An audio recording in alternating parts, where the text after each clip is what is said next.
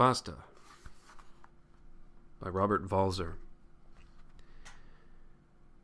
I came into the world on this or that day, was brought up in this or that place, went properly to school, am something or other, am called so-and-so, and don't think much. As to gender, I'm a man. As to government, a good citizen. And concerning station, I belong to the upper class. I'm a neat, nice, quiet member of the society of man, a so-called good citizen. Like to drink my glass of beer like a sensible person, and don't think much.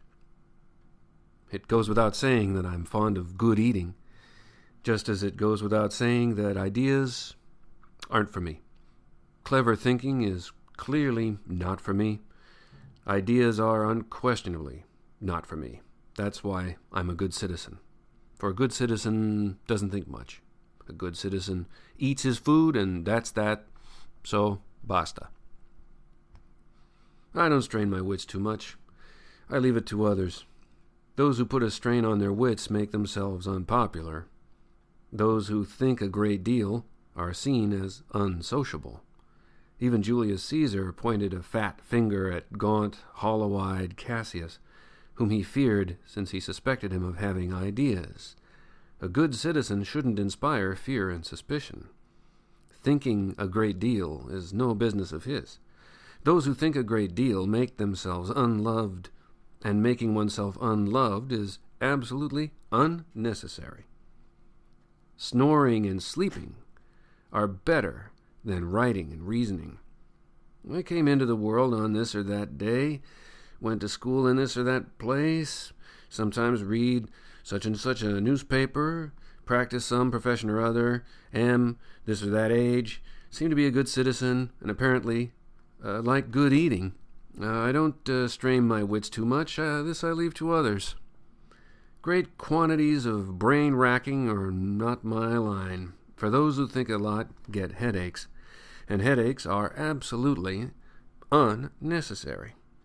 Sleeping and snoring are better than racking one's brains, and a good, sensible glass of beer is far better than writing and reasoning.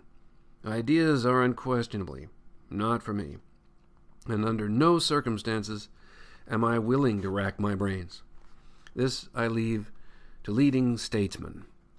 That's why I'm a good citizen, so I can have some peace, so I don't have to strain my wits, so ideas keep away from me, and I can be fearfully wary of too much thought. I'm afraid of clever thinking. When I have a clever thought, I see stars. I prefer to drink a good glass of beer and leave all forms of clever thinking to leading legislators. Statesmen can, for all I care, think as cleverly as they please, till their heads break. I see stars when I strain my wits, and this isn't good, so I strain my wits as little as I can and stay nice and witless and thoughtless. As long as it's only leading statesmen who think till they see stars and their heads burst, then everything's fine, and yours truly can peacefully drink his beer like a sensible person, be fond of good eating, and gently sleep and snore at night on the assumption that snoring and sleeping are better than brain-racking and also writing and reasoning.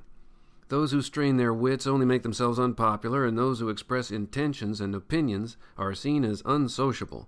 But a good citizen shouldn't be unsociable. He should be pleasant. With the greatest peace of mind, I leave clever, brain-racking thought to leading statesmen. Since yours truly is, after all, merely a solid, insignificant member of the society of man, a so-called good citizen, or petit bourgeois who likes to drink his glass of beer like a sensible person and likes to eat the best, fattest, and finest of food, so basta. Statesmen should think till they admit they see stars and have headaches. A good citizen should never have a headache. He should enjoy his good glass of beer like a commonsensical person, and at night he should gently snore and sleep. My name is so-and-so.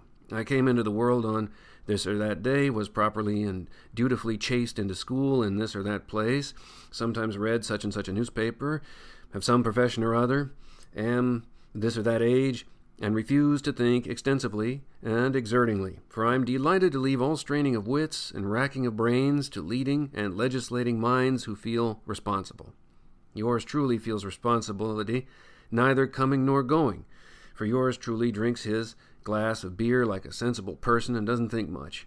He leaves this most peculiar of pleasures to minds who bear responsibility. I went to school in this or that place, where I was obliged to strain my wits, which I have never since strained or taxed in the slightest. I was born on this or that day, bear this or that name, and without responsibilities, and am by no means the only one of my kind.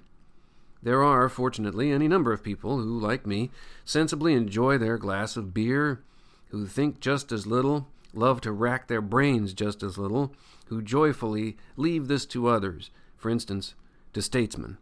Clever thinking is unquestionably not the business of this quiet member of the Society of Man, who is fortunately not alone in this, for there are legions of such people who, like me, are fond of good eating and little thought, who are so and so many years old, were brought up in this or that place, and are, like me, tidy members of the Society of Man, and, like me, good citizens, and who find that clever thinking is just as little for them as it is for me, so basta.